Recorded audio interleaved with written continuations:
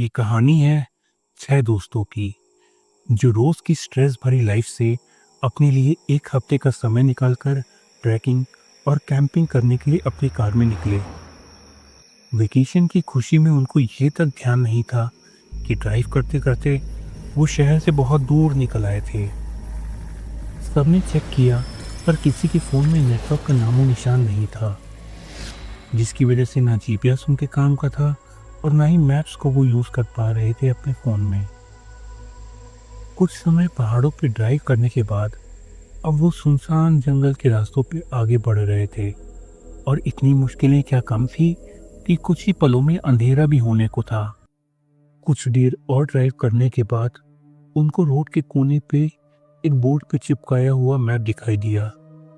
वो मैप देखने पे उनको थोड़ी उम्मीद मिली और उन्होंने उस मैप को बोर्ड से निकाला और गाड़ी में लेके आगे बढ़ गए। मैप पे रास्ता ढूंढने का काम पीछे बैठी 2 लड़कियों ने लिया। जब वो उस मैप पे रास्ता ढूंढ रही थी तभी अचानक मयंक के बगल में बैठा हुआ निशांत चिल्लाया, "वो पागल हो गया है क्या? ऐसे अचानक से गाड़ी क्यों रोक दी तूने?" मयंक बहुत हैरान होते हुए कार की स्टीयरिंग को देखता और एक्सीलरेटर पे पैर मारते हुए हड़बड़ी में कार को स्टार्ट करने की कोशिश करने लगा। मयंक भी परेशान होते हुए बोला, "यार ब्रेक्स मैंने नहीं मारी, कुछ तो गड़बड़ है, मैं एक बार फिर से ट्राई करके देखता हूँ।" पर बहुत कोशिशों के बावजूद कार स्टार्ट होने का नाम ही नहीं ले रही थी। निशांत को लगा मयंक जानबूझकर सबको परेशान करने की कोशिश कर रहा है, तो इस पे निशांत ने गुस्साते हुए कहा, "क्या यार मयंक, ये तो तेरा हमेशा का नाटक है। हर बार ट्रिप पे तो पता नहीं कहाँ कहाँ से ऐसी खटारा गाड़ियां ले आता है।" देखते देखते सब के सब कार से नीचे उतर गए और आपस में बहस करने लगे और मयंक बेचारा सबको समझाने और उस परेशानी का हल ढूंढने की कोशिश करने लगा। पर अचानक से उनकी कार का हॉर्न बजता है। अगर सब लोग बाहर खड़े थे तो कार के अंदर से हॉर्न कौन बजा रहा था? ये देखते हुए डरे हुए कदमों से मयंक कार की तरफ भागा और खिड़की से झांका तो पाया कि स्टीयरिंग का हॉर्न एक तरफ से दबा हुआ था। अचानक से वायरिंग प्रॉब्लम एक कार में शायद हो सकती है, पर हॉर्न का एक तरफ से दबना कोई आम बात या वायरिंग प्रॉब्लम नहीं थी। मयंक ने चारों तरफ नजर घुमाई पर उसे कोई दिखाई नहीं दिया, तो मयंक ने हिम्मत करते हुए हॉर्न को दूसरी तरफ से दबाया तो हॉर्न बजना बंद हो गया। मयंक ने सोचा शायद हॉर्न ढीला होने की वजह से अपने आप बज रहा था। वो अपने दोस्तों की तरफ घूमा और बोला कि ये कार तो सचमुच खटारा है यार, इसने को हद ही कर दी। मयंक अपनी बात पूरी कर ही रहा था कि फिर से हॉर्न बजने लगा। बाकी सब तो ठीक ही थे, पर मयंक ने जो अभी अभी अपनी आंखों से देखा था उससे उसकी आंखों में डर हर पल दिखाई दे रहा था, क्योंकि उसने अभी एक जले हुए हाथ को उसकी स्टीयरिंग पे देखा था जो कि अगले एक पल कहीं गायब हो गया। मयंक ने सबसे कहा कि साथ मिलकर कार को धक्का मारने में मदद करें। सब कार को धक्का मारते मारते कुछ दूर ले ही आए थे कि सुहानी और प्रिया ने थकने की बात बोलकर कुछ देर धक्का मारना बंद कर दिया। इसके बाद थोड़ी दूर और जाने के बाद बचे हुए 4 में से 3 लड़कों ने भी थककर धक्का मारना बंद कर दिया, पर उन्होंने देखा कि बड़े आराम से मयंक कार को धक्का मारे जा रहा था। जब निशांत ने पीछे से मयंक को रुकने की आवाज लगाई तो ये सुनकर मयंक रुककर पीछे की ओर घूमा तो देखा कि उसके सारे दोस्त उससे काफी दूर खड़े हुए थे और मयंक अकेले ही उस कार को इतनी दूर धकेलते हुए ले आया था। मयंक ने कार के आगे बढ़ने की आवाज सुनी तो डर के मारे पीछे मुड़ने पे पाया कि कार तो खुद ब खुद बड़े आराम से जंगल की तरफ चली जा रही थी। पर फिर भी सबने हिम्मत की और कार को धक्का देते देते एक बंगलों के पास ले गए जहां उनके पहुंचने का पहले से ही प्लान था। पर वहां पहुंचने पे सबने देखा कि वहां तो अजीब सा पुराना खंडहर था जिसको देखकर सबको एक डरावनी फीलिंग आ रही थी। अंदर जाने पे सबने देखा कि दीवारें टूटी फूटी थी। हर तरफ सांप, बिच्छू और न जाने कौन कौन से कीड़े थे। उनको छत और रोशनी कहीं भी दिखाई नहीं दे रही थी। कार को साइड में पार्क करके सबने हिम्मत जुटाई और उस खंडहर में घुस गए और अपने सोने की तैयारी करने लगे। सब उस रात का मजा लूट रहे थे और कैंप फायर के आसपास मस्ती कर रहे थे जब उनको आसपास बिखरे सूखे पत्तों पे किसी के चलने की आवाज सुनाई देने लगी। वो कदमों की आवाज उन सभी के पास आकर रुक गई। कोई कुछ बोल पाता उससे पहले ही उन्हें एक आवाज आई, यहाँ अगर आओगे तो कीमत चुकानी पड़ेगी। ये आवाज सुनते ही सब उल्टी पैर बंगलों से बाहर की तरफ भागे और अपने अपने स्लीपिंग टेंट्स बंगलों के बाहर ही लगाइए। पर किसी की आंखों में नींद दूर दूर तक नहीं थी। तो सब एक दूसरे से अभी तक की हुई सारी घटनाओं के बारे में बात करते रहे और पता नहीं कब सबकी आंख लग गई। मयंक अपने टेंट में अपनी गर्लफ्रेंड सुहानी के साथ था, जो कि इत्तेफाक से रवि की बहन थी। मयंक गहरी नींद में था जब उसे सुहानी की घबराई हुई आवाज सुनाई दी। तो उसने कोई सपना समझकर उसे इग्नोर करते हुए करवट ली और फिर से सो गया। थोड़ी देर बाद मयंक को फिर से आवाजें सुनाई देने लगी, पर इस बार वो आवाजें कुछ और ही थी। ऐसी आवाजें सुन के साफ पता चल रहा था जैसे आसपास कहीं जमीन की मिट्टी खोदी जा रही है। अब तक आती हुई सारी आवाजें अब धुंधली हो चुकी थी। इतनी देर से आती हुई आवाजों को, जिनको मयंक सिर्फ एक सपना समझ रहा था, उसको सुनने से ये तो अंदाजा लग चुका था कि कोई बहुत बड़ी गड़बड़ हो चुकी है।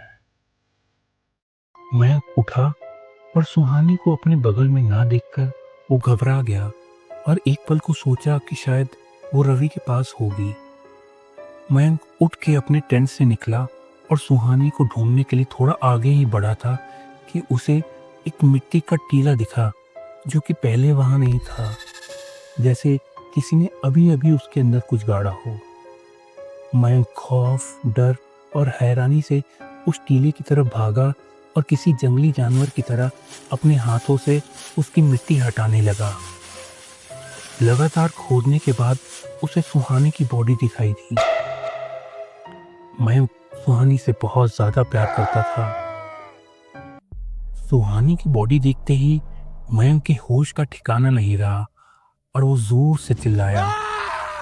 उसके इतनी जोर से चीखने पे बाकी दोस्त भी अपने टेंट से भाग के मयंक के पास आ गए। अपनी बहन की बॉडी को दफनाया हुआ देखकर रवि का खुद पर काबू नहीं रहा और वो मयंक पे टूट पड़ा और उसे पागलों की तरह मारने लगा। गुस्से में रवि ने मयंक की एक बात नहीं सुनी। मयंक चीख चीख कर बोलता रहा कि उसने सुहानी को नहीं मारा है, पर रवि को गुस्से में जो भी मिलता गया उसी से वो मयंक पे वार करता रहा। रवि ने एक बड़ा पत्थर मयंक के सर पे दे मारा, जिससे मयंक के सर से खून बहने की वजह से वहीं पे मौत हो गई। 6 दोस्तों में से 2 की जान जा चुकी थी और बस 4 ही दोस्त बचे थे। जब कुछ देर बाद रवि का गुस्सा शांत हुआ तो चारों तरफ फैला हुआ मयंक का खून देखकर उसने सोचा कि कुछ पल के गुस्से के लिए उसने ये क्या कर डाला। सबने रवि को रोकने की बहुत कोशिश की थी, पर उस समय रवि के सर पर खून सवार था, तो उससे रोक पाना उस वक्त बहुत मुश्किल था।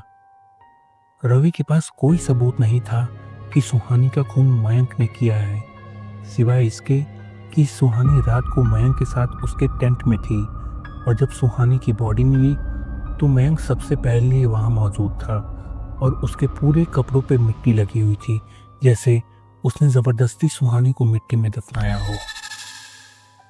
रवि ने सबसे जितना हो सके उतनी लकड़ियां बटोर लाने को कहा और थोड़ी देर बाद वहां लकड़ियों के 2 बड़े बड़े गट्ठर बनकर तैयार हो गए।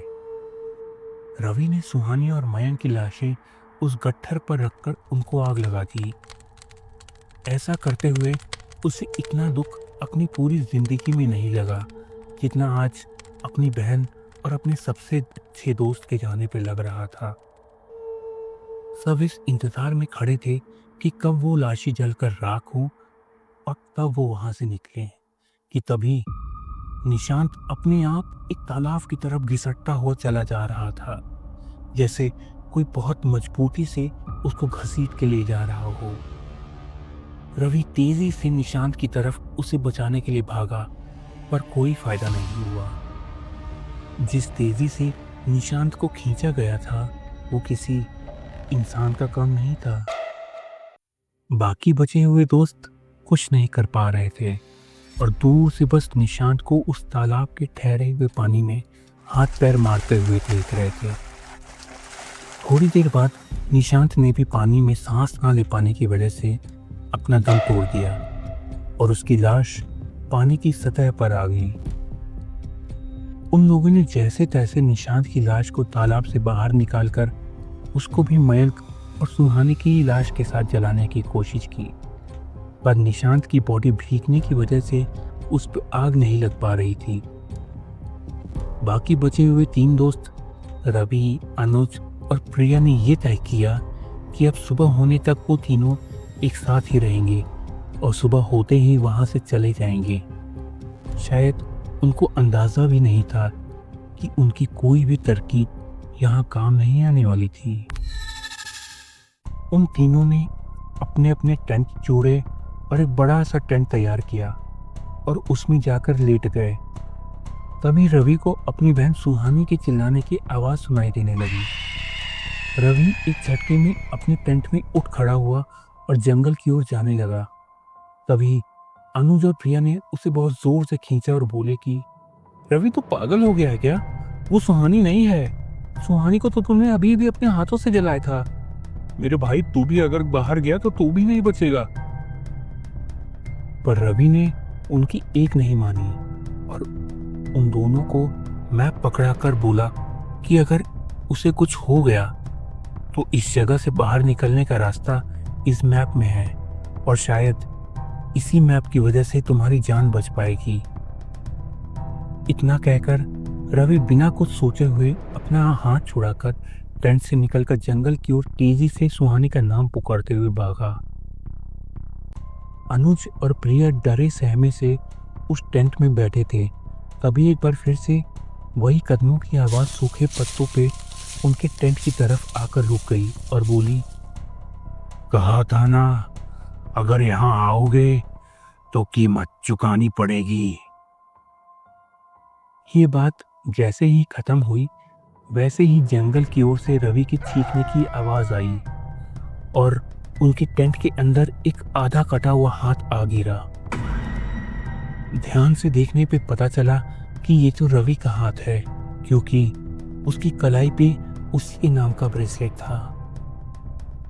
अनुज और प्रिया डरे और सहमे हुए दुबक के उस टेंट में चारों तरफ देख रहे थे कि क्या पता किस ओर से उनकी तरफ अब उनकी मौत आ रही हो।